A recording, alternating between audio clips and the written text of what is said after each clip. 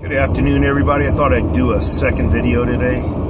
It's just another taxpayer driving home from work. Hey, listen, this video is about, plain and simple, why I'm voting for Trump. I'll agree that both candidates, pretty poor selection this time around. Why am I voting for Trump? Bottom line is, I want somebody who hasn't been born and bred into the Washington, D.C. cult, who hasn't lived and breathed their lives Washington, who hasn't sucked off the taxpayers' teat their entire lives. I want somebody who's actually run a business and knows the mechanics of how money is made and how money is lost. I'm 53 years old. So I can only speak for myself. And in my lifetime, I've seen 53 years of presidencies who are just Washington insiders.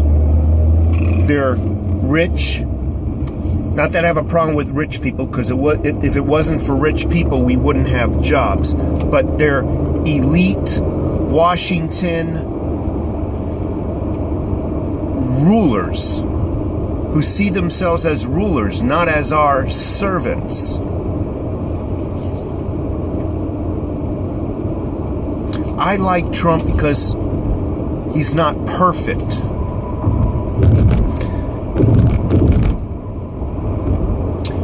And if anybody is into psychology, they'll tell you flat out, some of the psychologists, if you ever see a perfect person, run. I like Trump because he talks like you and I. Yeah, he makes verbal mistakes and he talks at the cuff. That's because he's not reading one of those glass screens that are on both sides of the pedestal or the podium or whatever they're standing in front of when they speak. That is why people like Obama and Clinton, they sound perfect, because they're reading those glass screens. You've seen those glass screens. They're called teleprompters. The audience can see through them but cannot see the words. The words are only projected on the side of the reader. That is how they sound perfect. And when somebody talks at the cuff, meaning thinks as they go, talks as they thinks as they talk, sometimes they say stupid things. I'm guilty of it. I'll probably say something stupid in this video. If not, go look at my last one. I just want somebody who's an outsider. I've had 50-something years of seeing these freaking presidents who claim they're going to do something for our country. But we still have poor in our deep in our cities. We have people living on the streets, yet we have billions and billions and billions of dollars to give away to other countries to buy their elections so their government officials align with our corporate needs.